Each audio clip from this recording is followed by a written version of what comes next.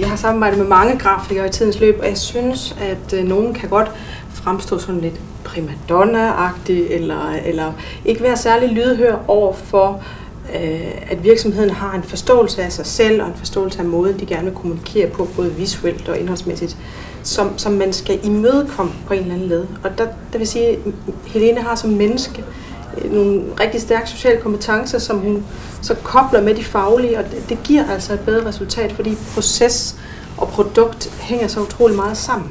Så hvis man oplever, at samarbejdet det bare glider rigtig godt, så får man også et bedre slutprodukt.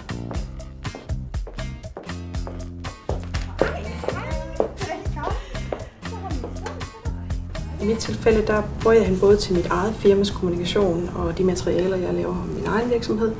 Men jeg bruger den i høj grad også til Helene til at løse designopgaver for mine kunder. Fordi der har jeg ikke selv kompetencer, og der er hun eminent til at supplere det indhold, jeg producerer ved at pakke det ind på en fantastisk flot måde. Jeg anbefaler faktisk ofte Helene som grafisk designer til både mine kunder og til andre, som jeg møder, der siger, kender du en dygtig grafisk designer? Fordi jeg opfatter Helene som en meget unik og sjælden type designer, der rummer så mange talenter i en og samme person.